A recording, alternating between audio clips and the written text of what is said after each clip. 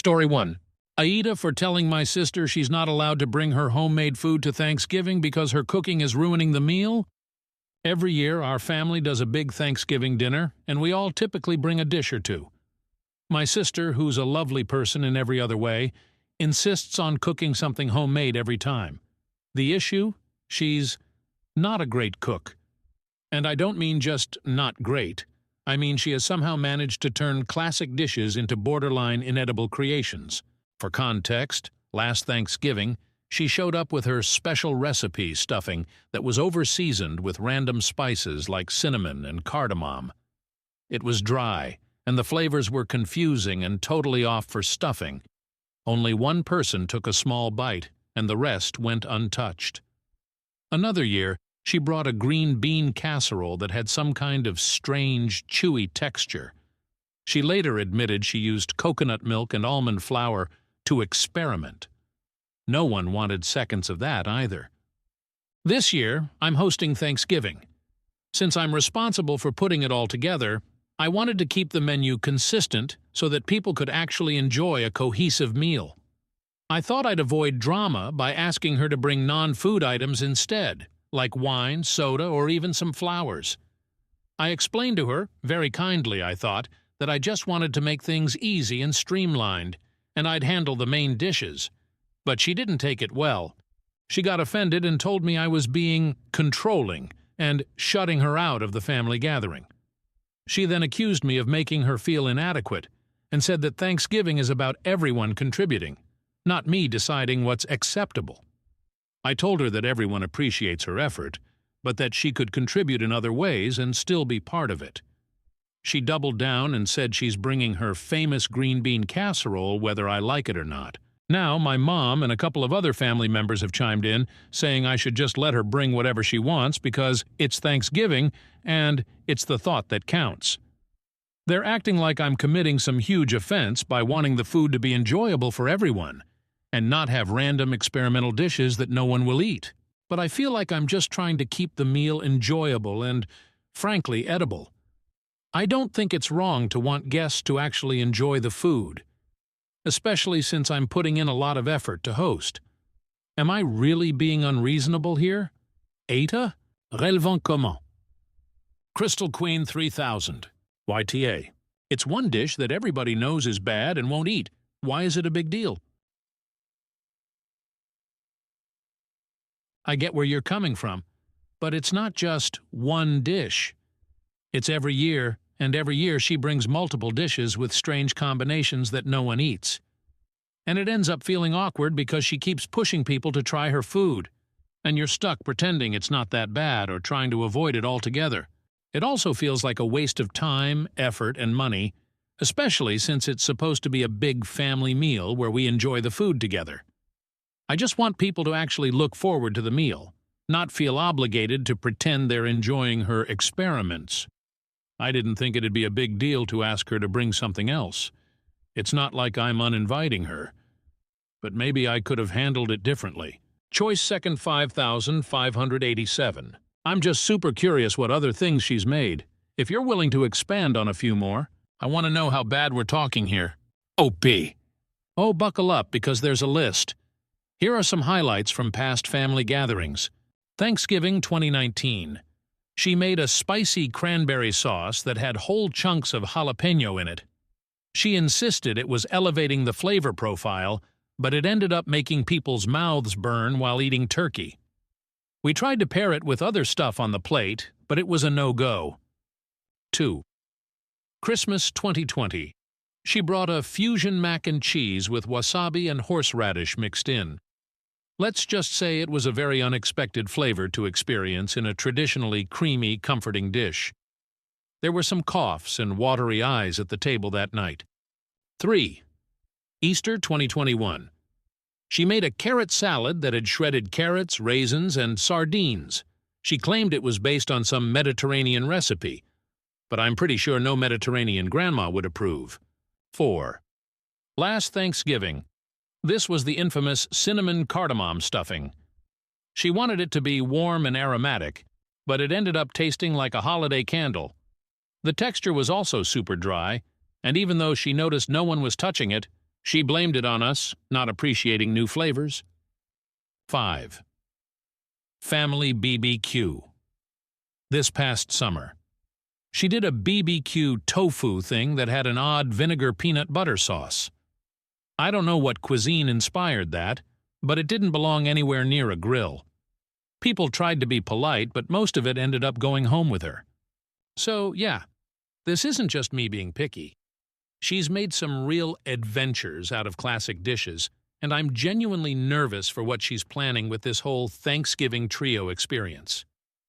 Natural_, War 1261. Let her bring it. Maybe she's been practicing and it's good.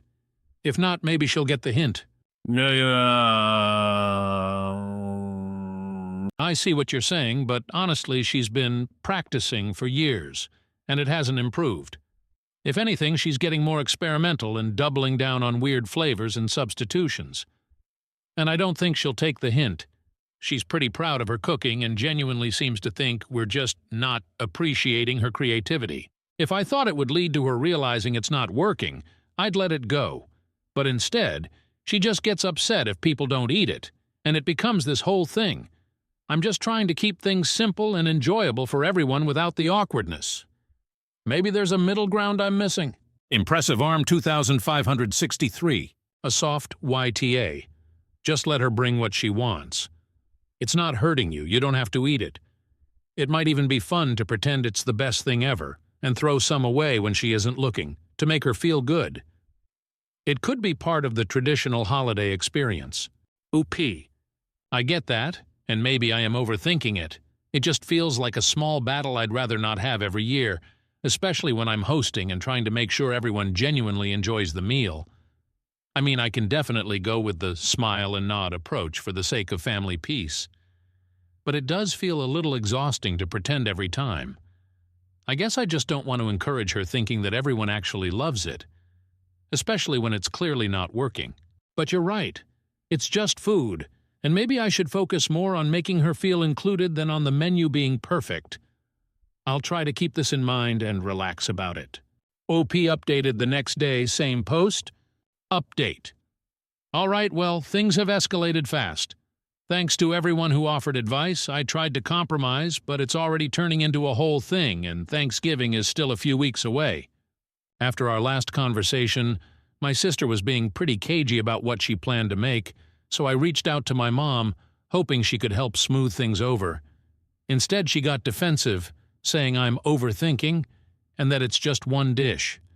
I told her I wasn't sure it was just one dish anymore, especially after hearing about my sister's grocery haul, including canned oysters and edible glitter. Then my mom let slip that my sister has been hard at work on some creative menu she's planning as her Thanksgiving surprise. Apparently, she's been telling the family group chat, which I wasn't included in, by the way, that I'm being controlling and that she wants to expand everyone's palate with something truly unique. To top it off, my cousin sent me a screenshot from the group chat where my sister said she's bringing not one but 3 dishes to Thanksgiving now. She's calling them her Thanksgiving Trio Experience, complete with their own place settings and little menu cards she's designing. I'm officially panicking because I have no idea what she's planning to serve, and from what I've heard, it's not remotely traditional.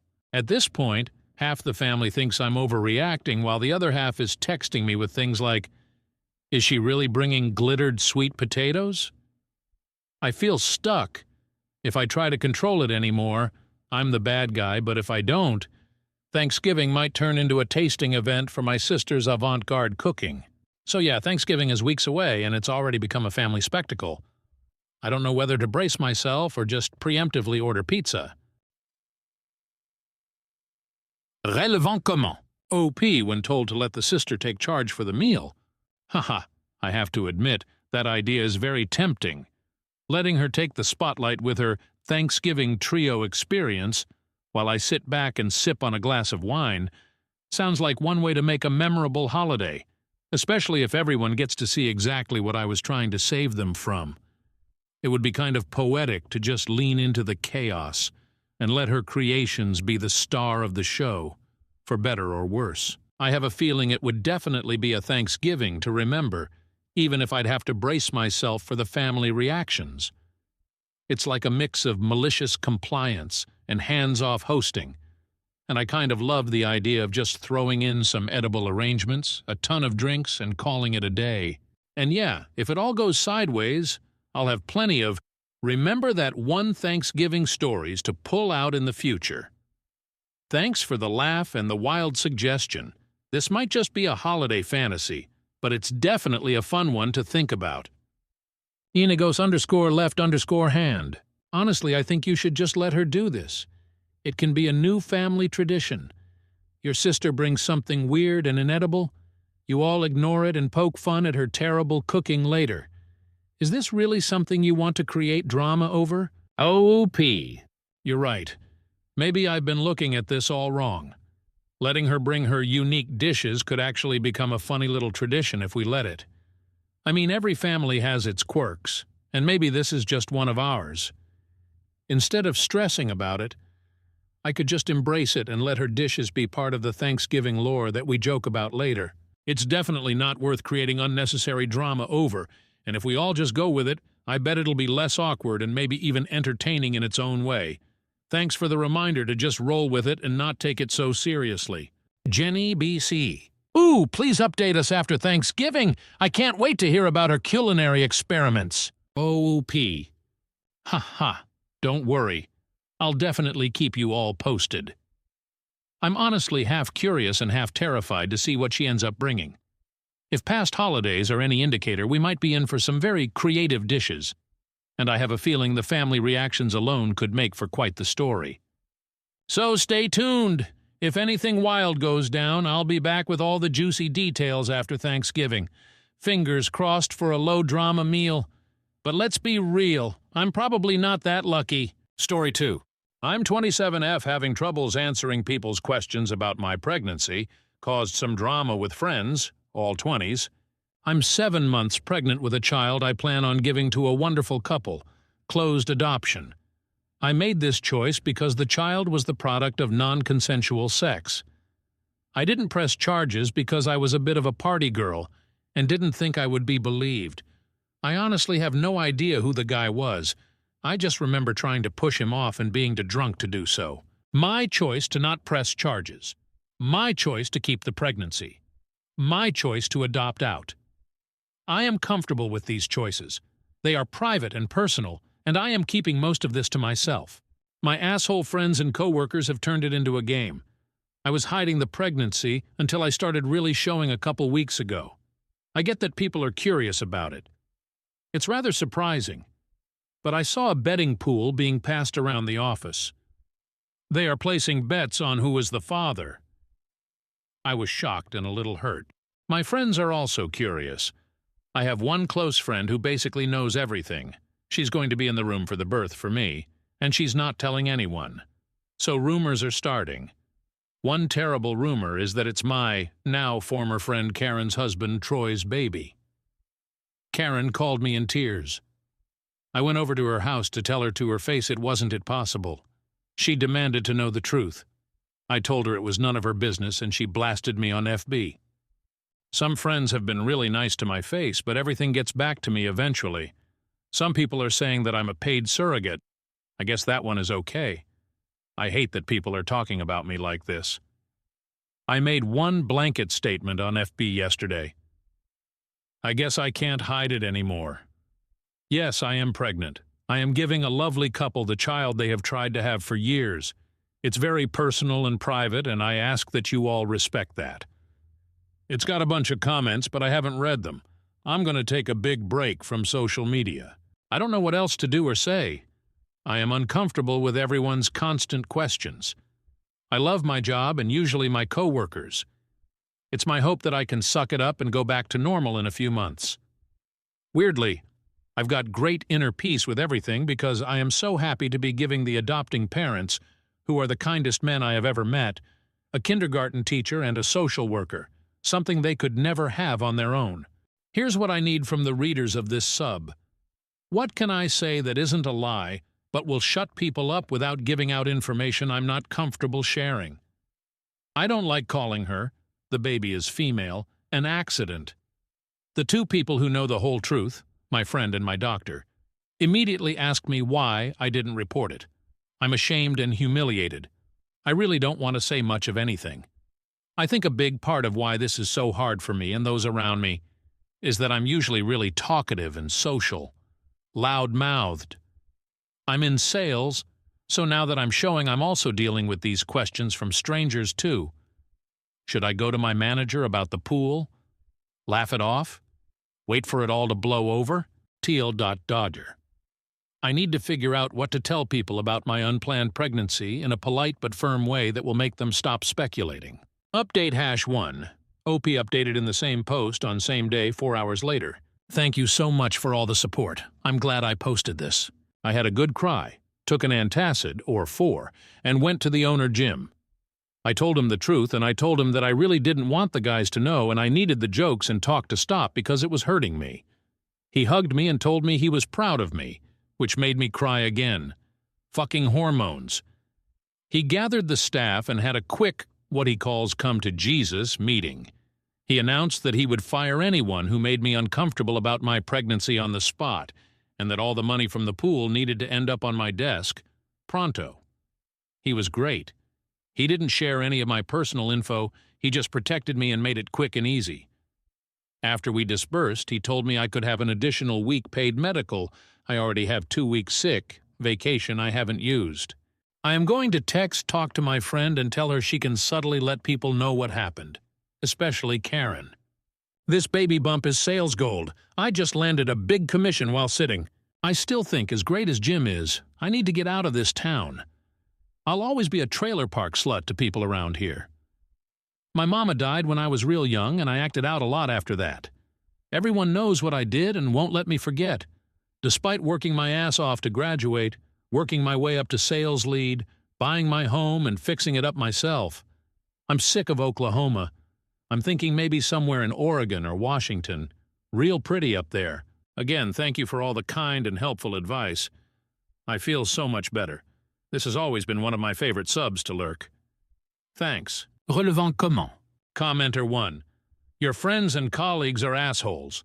Tell people simply that you are not sharing details. Keep it simple. Sounds like you do have one decent, caring friend. After this was over, I would consider launching a fresh start. Given the circumstances of the pregnancy, and how everybody is reacting, at least get some counseling to deal with this, and maybe plot out some goals and desires for the kind of life you really want. Sorry you have had such a bad experience. OOP. I am thinking about a new start, actually. I love my field, building material sales, and can do it anywhere. I don't have any family. My house would sell for double what I owe.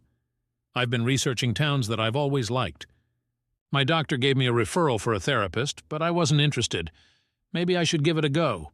Thanks. OP on why she chose not to reveal anything to her friends about her unplanned pregnancy. OOP. I really don't want people knowing what happened to me.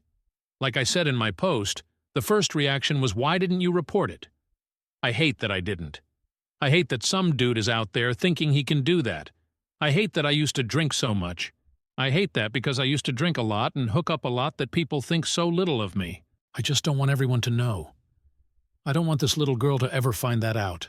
Did OOP report the situation to HR? OOP. We're a smallish outfit. We don't have an HR. We have an owner-manager, who I really respect and is kind of like a second father to me. We're 7 guys and me. I've always been one of the guys about this kind of stuff. I should go to the owner and tell him what's up. I've been avoiding him.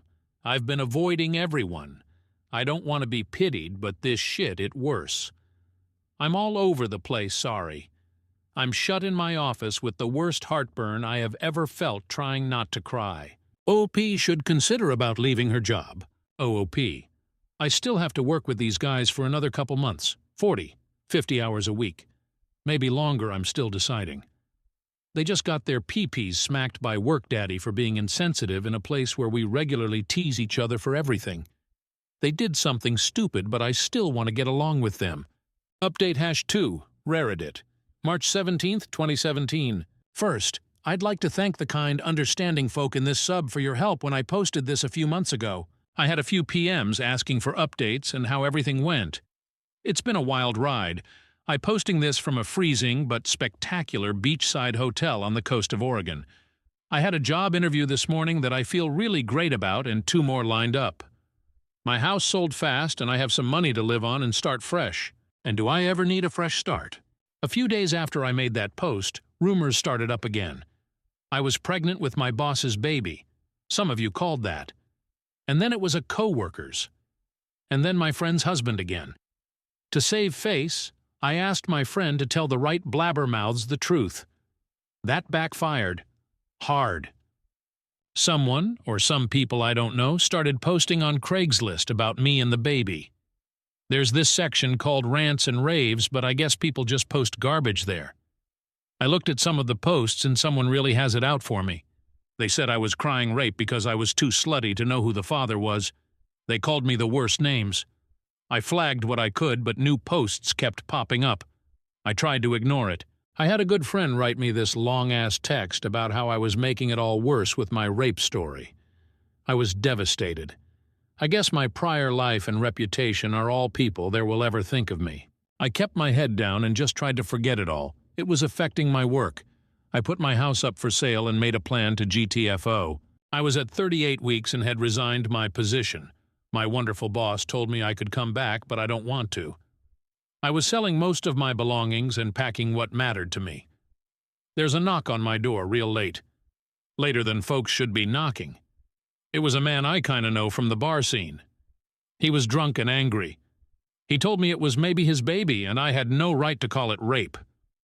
I remember talking to him that night, but I really don't remember it being him. But I don't remember anything other than pushing him off and wishing I was stronger. I told him to go home and to leave me alone. I'm trying to brief. But he made the next week hell for me. He was harassing me at my house every day and calling at all hours.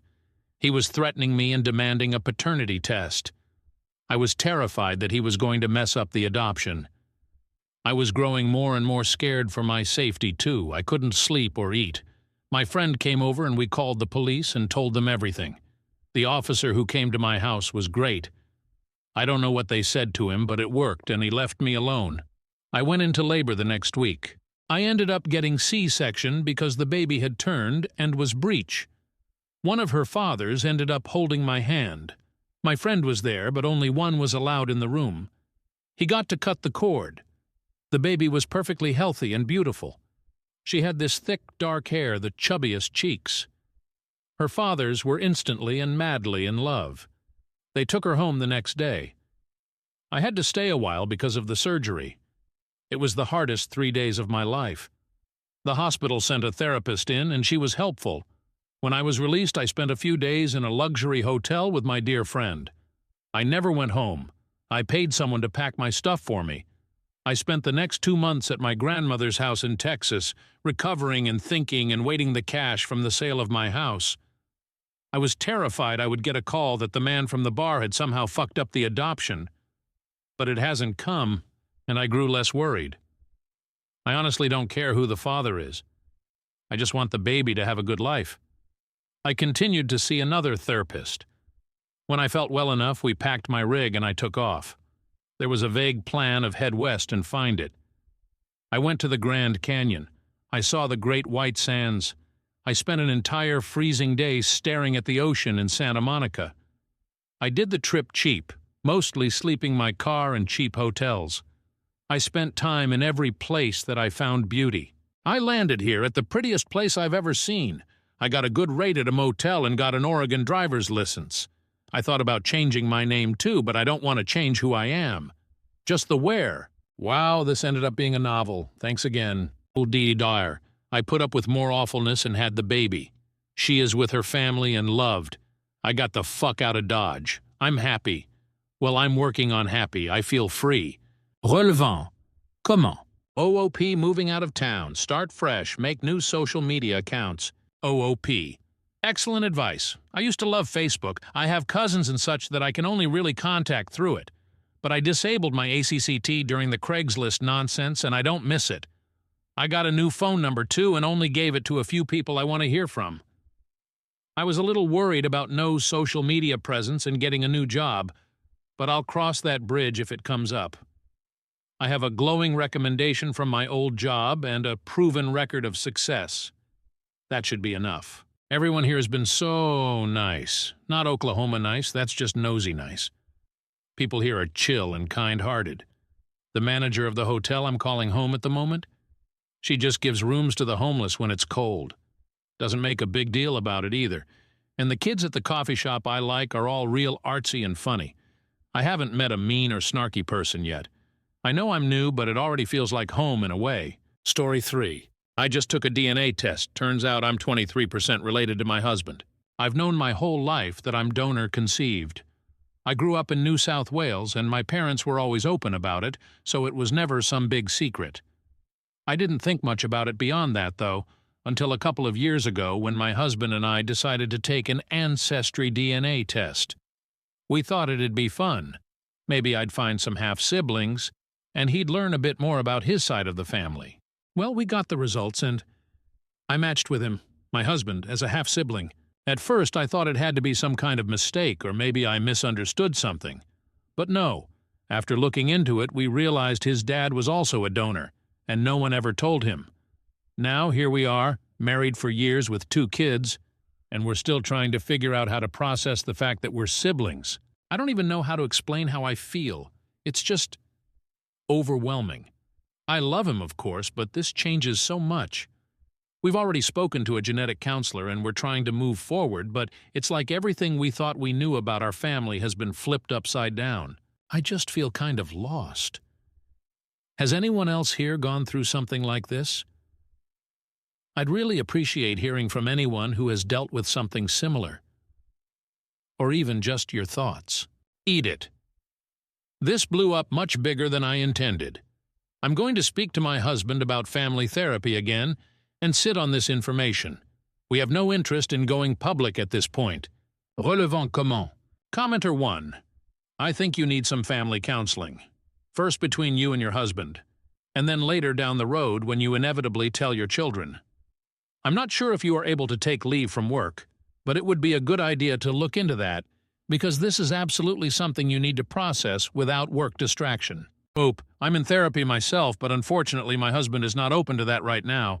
He's in a big denial phase and does not wish to talk about it. Commenter 2. I'm so sorry.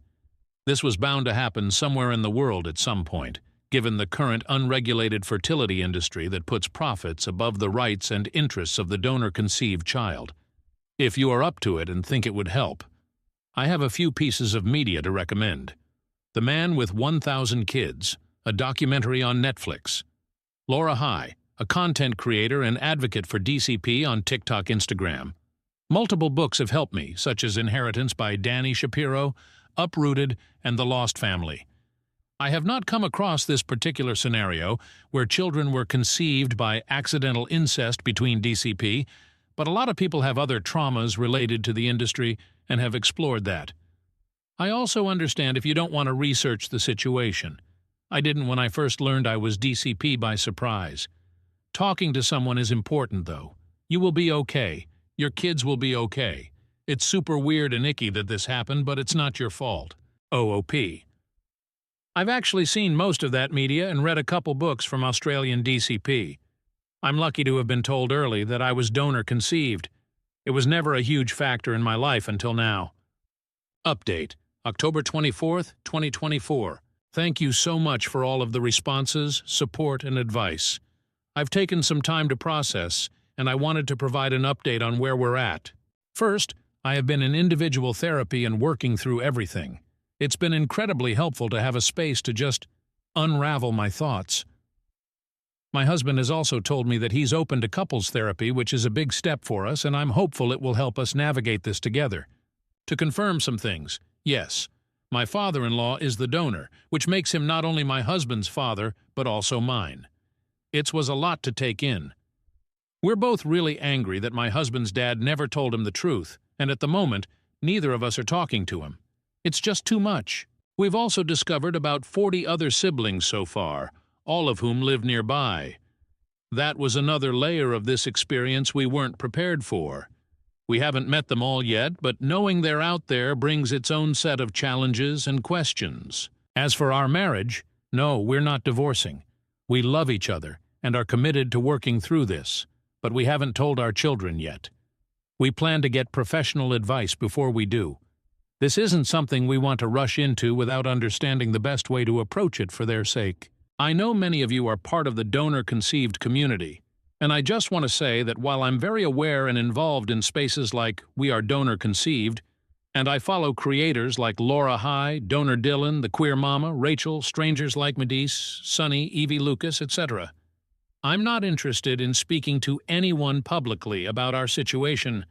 I'm really proud of people like Victoria Hill for going public, but that's not what's best for my family right now. Thanks again for listening, for the advice, and for your understanding. We're taking this one day at a time. Comment? Commenter. So very impressed with you both. This must be such hard work, and my heart goes out to you. As a donor, this is my greatest fear. I was not anonymous by choice. Back in the day, the fertility clinics capitalized on our naivety.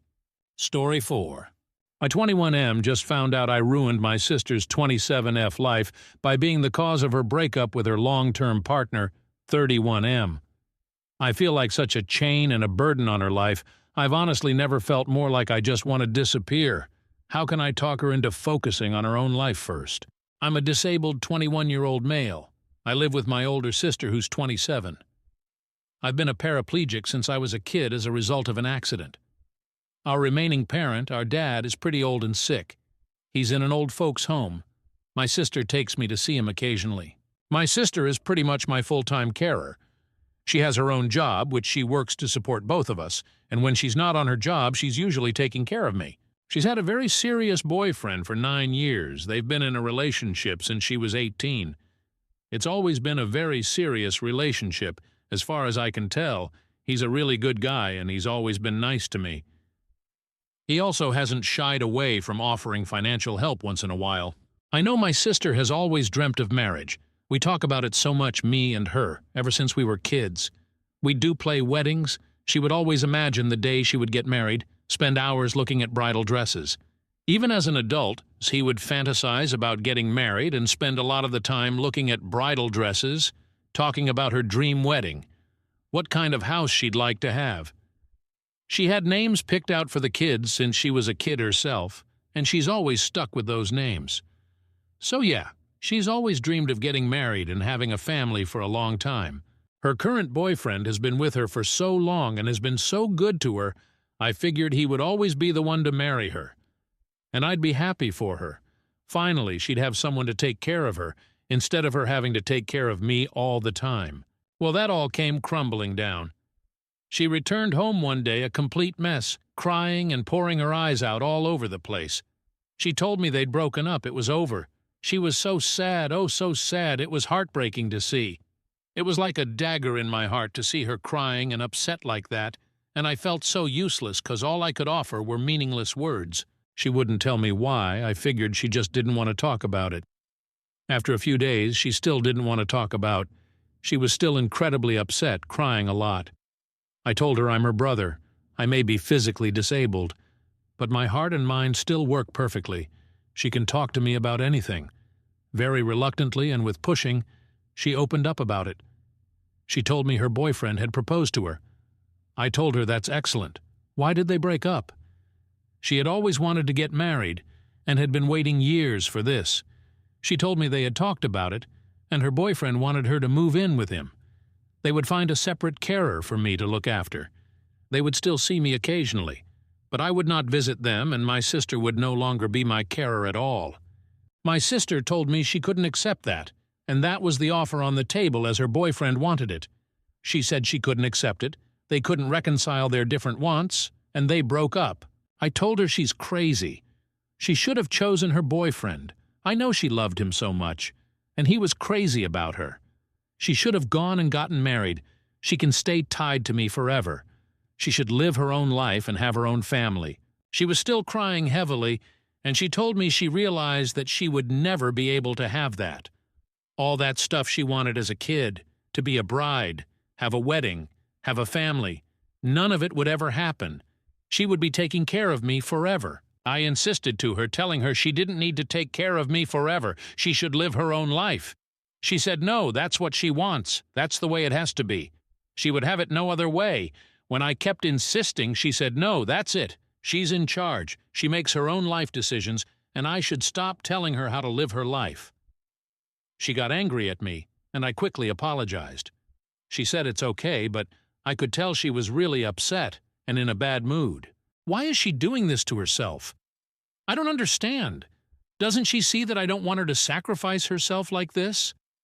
Why did she just give up her boyfriend of 9 years like that?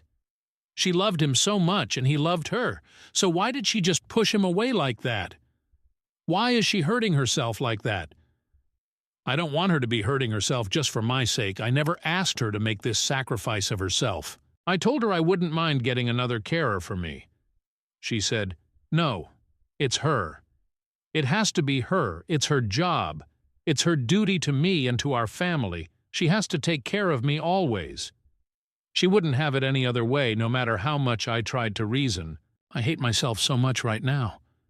I've never hated being disabled more than right now in my life. I feel like a baby or something, like a useless animal. I feel like a ball and chain, like a burden tying her down to the ground and preventing her from living her own life. All I want her to do is to be happy and live her life and be happy and beautiful on her wedding day, like she's always wanted. Not stuck forever taking care of her disabled brother. I wish I could just die to free her of her burden. I'd be lying if I said I hadn't seriously considered just killing myself so she could finally be free and pursue her own life. I'm not just saying that, I'm serious. I know she'd mourn me for a while, even a few years, but after that she'd move on and get married and live her life like she's always wanted. It might be the only way she ever knows true happiness. I tried to convince her, but she seems determined to bog herself down like this. I don't understand. She's not being reasonable. She's not looking out for what's best for herself. Why is she doing this? How can I get her to focus on herself and her own life? Please, guys, help me out. How can I talk some sense into her? How can I convince her to put her needs ahead of my own and to go focus on her life mainly so she can live the life she's always wanted instead of being chained down to me? How can I convince her of this? Please help, I feel so desperate and sad for her. TLDR. I'm a disabled paraplegic male living with my sister. She's my main carer. She was in a long-term relationship with her boyfriend for 9 months. He proposed to her, she would move in with him, and they would start their own family.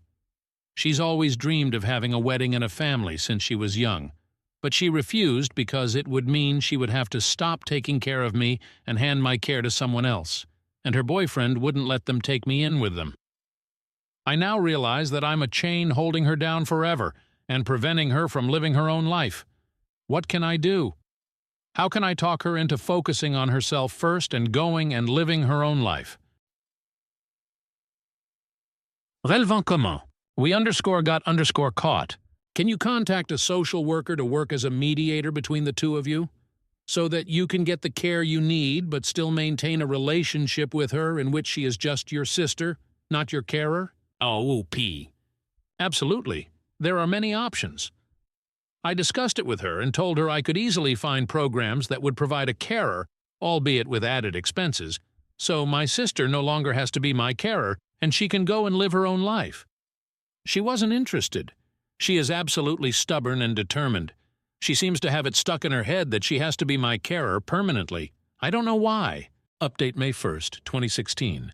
Okay, so this is an update to the post I made 2 nights ago.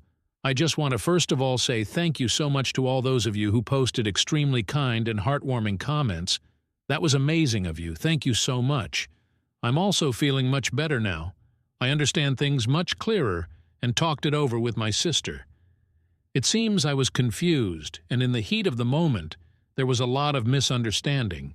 I have talked it all over with my sister, and we are both feeling much better and brighter now, and we agree things may have turned out for the best. I now realize, after my sister explained it to me, that he was not right for her, even though they had been together so long. I guess the length of their relationship had left me with a false impression. Firstly, as my sister explained it, it seems he didn't say I couldn't visit at all, as I had thought she meant, but that I just couldn't visit whenever I wanted to. They'd set times and schedules for when I could visit to ensure I wasn't over all the time interrupting and interfering with their lives. However, it seems my sister didn't like this at all. She said she realized her boyfriend had a problem with me and wanted to place some distance between her and me, and she wasn't okay with that at all. I told her I thought she loved him. She said she thought she did too, but she knows her priorities in life, and she is old enough and mature enough to be able to decide what she wants from life and what her priorities are. I told her I thought she'd always wanted to get married and have children and a family ever since she was young. She explained to me she still does to a certain extent, but only if the conditions are right. She said that she was a different person when she was younger. Now that she's older, her ideals and priorities had changed. She said that if she does get married, it's basically like what one commenter described as a package deal. I'd have to be included in the family too, and I'd have to live them and be part of their family full time. She said if any potential husband couldn't accept that, then he could get stuffed and she didn't want him. That's basically what she thinks of her now ex-boyfriend, and she said she feels much more positive about her future now that he's gone. She said while she was with him, she was always feeling unsure about what the future held in relation to her and me. But now that she's made her firm decision, she knows she'll never let go of me. I asked her, what if this means that she'll never get married? What if it means that she never ends up finding a guy who's okay with all this and is willing to settle down with her with me in the fray? She said, if that's the case, then so be it. As she explained it, she basically said, I'm her family now. I exist, and I'm the most important thing to her. She won't sacrifice me for a hypothetical husband and hypothetical children who don't yet exist but may one day. She said priority number one for her will always be me and taking care of me throughout my life and disability. She couldn't imagine living her life without it. I told her, but didn't she feel she was severely limiting herself by chaining herself to me? Didn't she feel she was severely restricting her opportunities in life and what she could become? She explained that her years with me and taking care of me had helped form part of her identity. Taking care of me now is part of her identity and character. It's one of the things she lives for.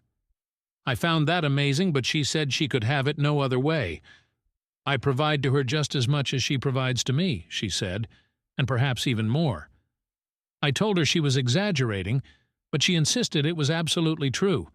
She explained how the mere fact of her looking after me and her taking care of me, day in, day out, brings so much joy and happiness to her life. She doesn't know how she could ever live without it, and to her it's so much more important than the possibility of having a husband or children. I found it difficult to wrap my head around that. I joked that I really can't imagine that it's always that fun, especially when she's, say, wiping shit from my ass or something. She just laughed and explained how sometimes something that can superficially seem gross, disgusting, or painful can still be beautiful and cherished when you look at the love involved. She used the example of a mother giving birth. After 9 months of sickness and swollen body, she has her body ripped open, there's blood everywhere, screaming and crying, and it's the most intense physical pain of her life. But at the end of it all, it's still beautiful because it's an act of love, and she endures all that pain to bring to life someone whom she will love forever. So yes, even acts like wiping shit from my ass, as gross and disgusting as it may seem to some, is in of itself an act of love and an example of how much she, as a sister, cherishes me as her brother, and the length she will go to as a result of that relationship. And that, I think, is beautiful and true love.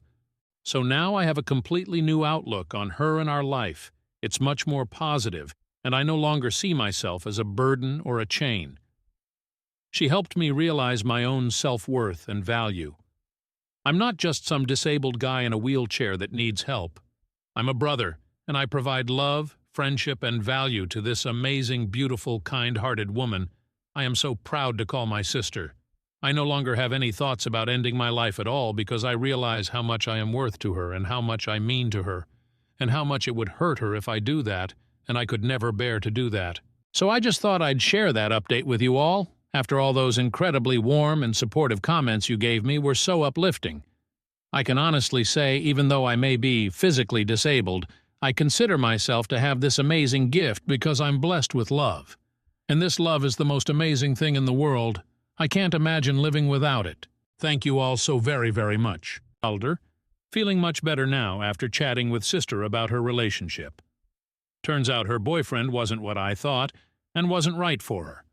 She explained to me better what she really wants out of life, if that includes marriage, and that I would have to be absolutely included in any future family she forms, if she forms one.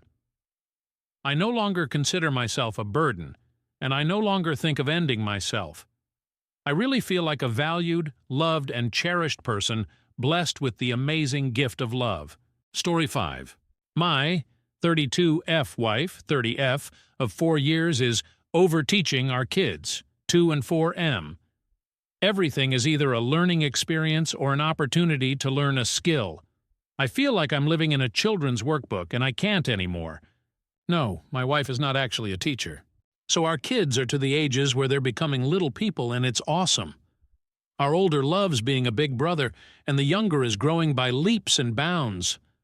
Life is pretty damn good. Except we can't go out of the house without it being a completely out of control learning experience, or an opportunity for skill building. The best way to illustrate this is through examples. The other day we're at the grocery store. The older boy is walking, the younger is in the shopping cart. We have like 10 or so things to buy. And there's my wife to our older son, who we'll call John, I guess. John, can you count how many items are in the cart? What line should we go in? Do we need to wait our turn? Is it our turn yet? Oh, look, it's our turn. What do we do with our things? No, we don't put them on the desk. That's not called a desk, it's called a check stand. Can you say that word, honey? Check stand? What's the person we pay called? Can you read his name? This thing is called a credit card. Do you know how it works? On and on and on and on. Everyone in that damn line was rolling their eyes and giving me sympathetic looks. Sometimes my wife will let the younger Bill help or be present during chores and meal prep or things like that. It's more of the same. Bill, this is a spoon. This is a knife. This is called a ladle, and this is what we do with it.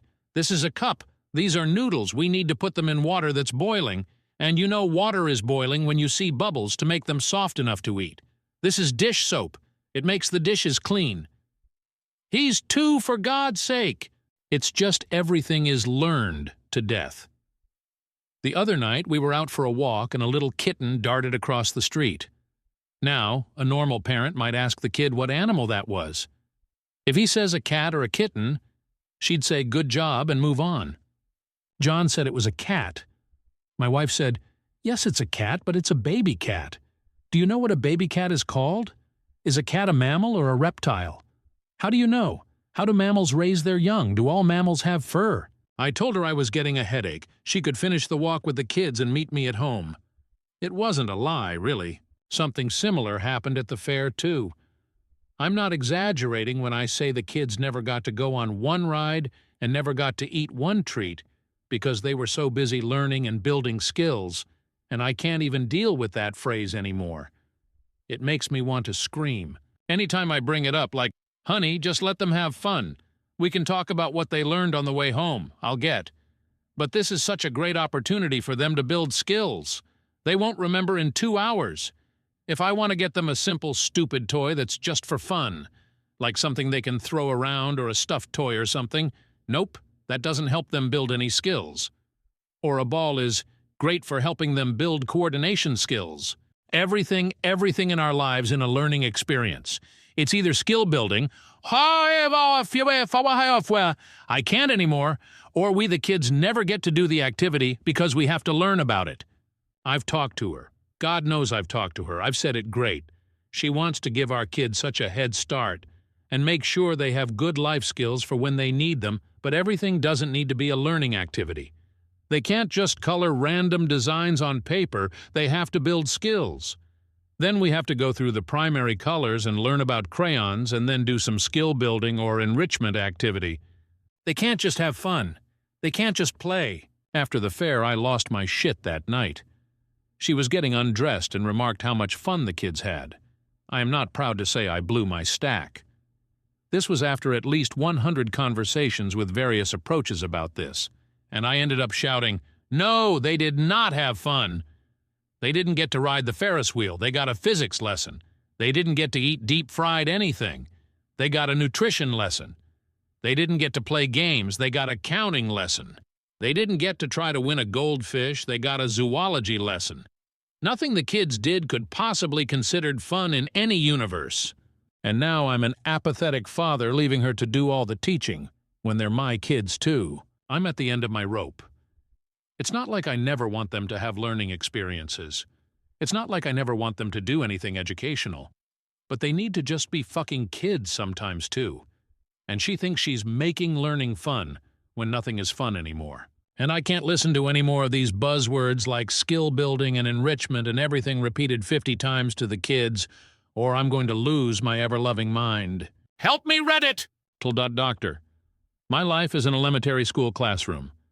My kids never get to just have fun because they always have to learn. Apparently that makes me a terrible father. Wife won't even entertain my opinions on the matter. Who do I do? Update September 22nd, 2016. I didn't mean to completely abandon this post. I just had no idea it would blow up like it did. And by the time I got home from work, there were more comments than I could possibly answer. Thank you, everyone! To answer some questions I saw. The kids are bored to death. Bill, being only 2, isn't super verbal, obviously, but John has asked on more than one occasion why we can't do what we came for, basically. Using the fair again, he asked why he couldn't go on the kiddie Ferris wheel. My wife basically ignored him and just kept teaching. That's part of the reason why I was so mad that night. It seems much more about her than the kids' development at all. I talk to my sons a lot, or at least I try to. I can't really bring up anything without my wife coming in and teaching or suggesting we do something else to build some skills. I feel like she's actually getting in the way of my own relationship with my kids. I guess I had more to unpack about this than I thought. But on to the update. This couldn't have been timed any better if I'd planned it. So John is 4. We have him in a pre-K type class 3 days a week.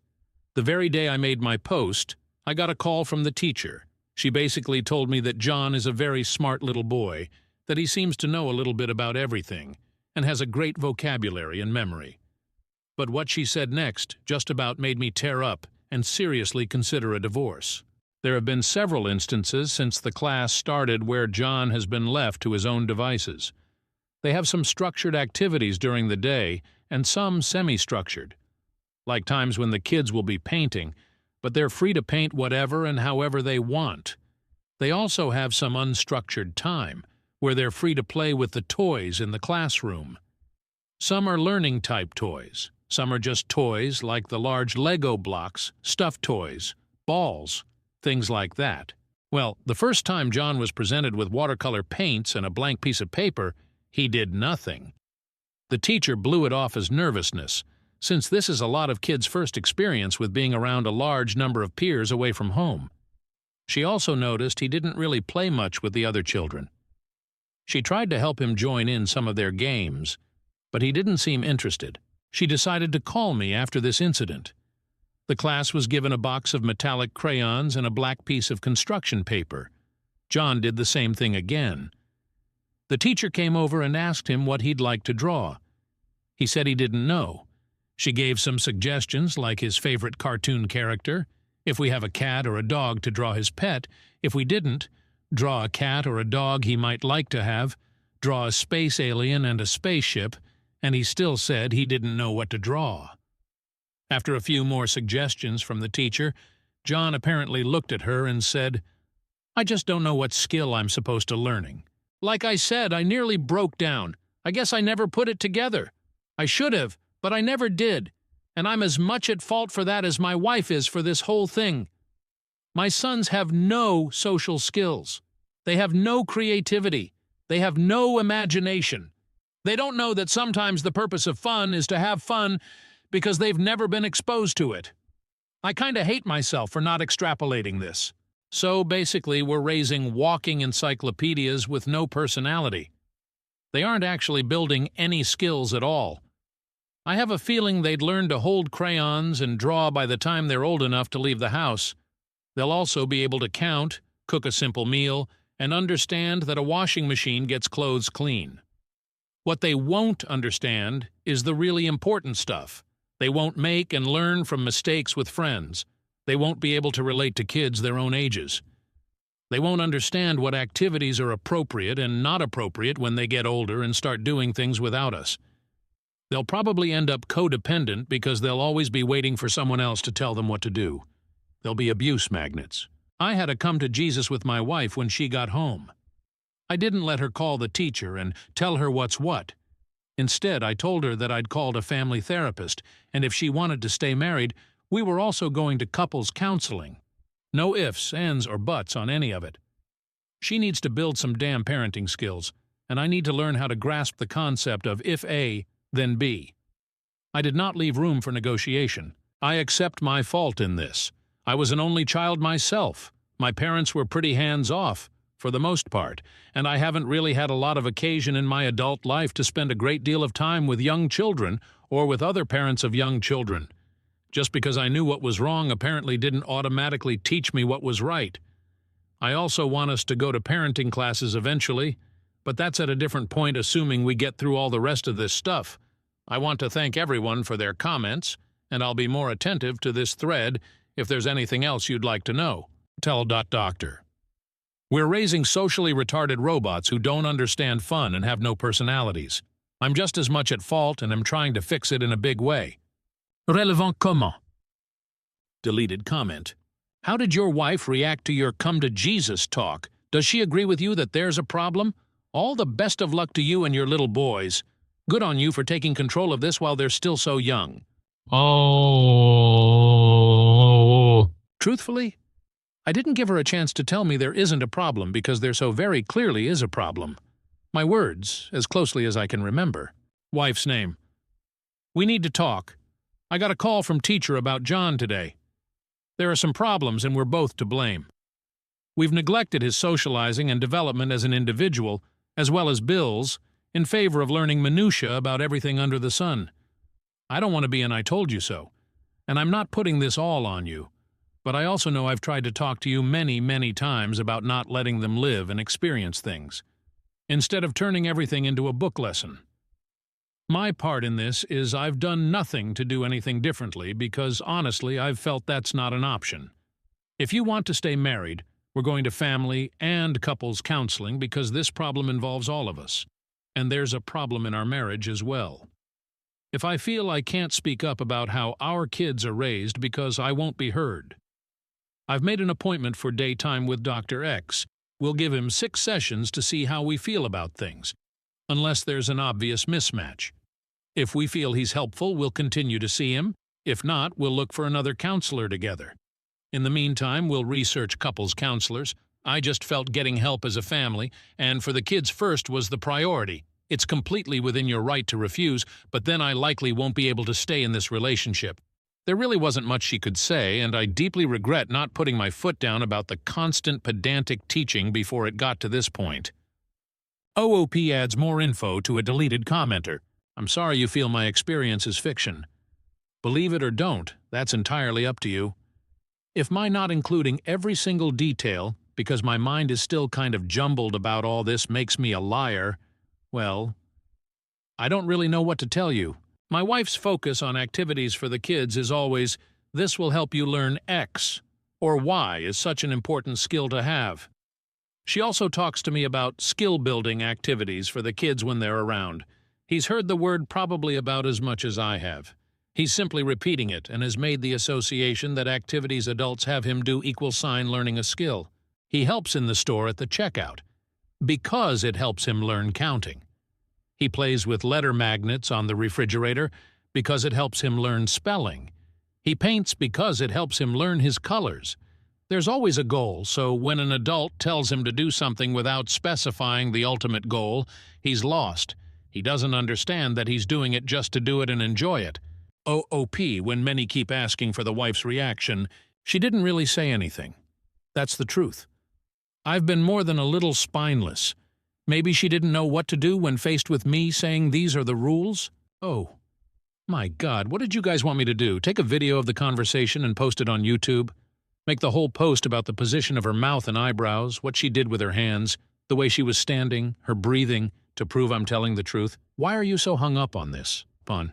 Even if I were to do that, I'm sure you'd come back along and say, "You said she raised an eyebrow.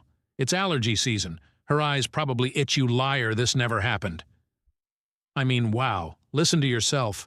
When I said she didn't have much of a reaction, I meant she didn't have much of a reaction. She went into our room and started reading a book. At what point did I say that I couldn't improve as well? That's half my damn post, if you'll go back and read. I have made mistakes in this too. I also didn't get a parenting manual. I have realized that while it was fairly clear to me that her approach wasn't working, I realized that I didn't have a better one prepared. That's why we, she and I, her and me, the both of us together as a couple, need to get into counseling. There, are you happy now? Or would you like me to flagellate myself? Story 6. Just overheard my son and his friends start their own game development studio. It's been an hour, and they're already in a lawsuit crisis meeting. I'm sitting here in my home office unintentionally eavesdropping on what might be the most intense startup drama I've ever witnessed. About an hour ago, my 10-year-old and his friends decided to start their own game dev company.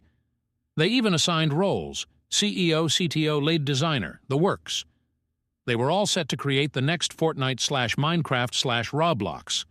Within 30 minutes, they split into 2 competing companies.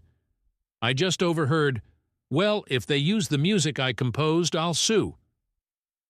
Now they're in a full-blown crisis meeting, and I've heard the words intellectual property, breach of contract, and cease and desist.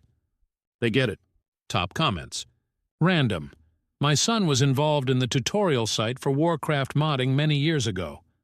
My wife came into the kitchen and he was at the table with his head in his hands, age 13 or 14, and said, "Do you have any idea how hard it is to manage an international group with big attitudes and from countries that hate each other?" Great discussion followed. My wife, at the time, managed an international team of designers in B2B software land. Stuff 404. Honestly, they sound more tuned in and more motivated than 90% of the posts I see in this subreddit. Nurture their ambitions. Wiztard. They seem more mature than most business leaders. Tokar. Perfect time to walk in and announce your new studio. Update 1, same post. Around an hour later. Update. They quickly resolved their differences, my wife acting as arbitrator. I think both companies are dissolved, and now they're playing Fortnite whilst trying to harmonize NSYNC's Bye Bye Bye over FaceTime. Thanks, Ryan Reynolds. Just like real life. Update 2, same post. 2 hours later. Update 2. Thanks to all the commenters, you've humored me as I've sat through 2 failed 2-hour 3 days print attempts. FYI. The original dispute was over money. One party wanted free to play, the other wanted a very reasonable £5/year subscription model. There was also talk of 1-year bans for misbehaving in game. I really wasn't trying to overhear. Shout out to the few doubters. I wish I was that imaginative. Kids do say funny things.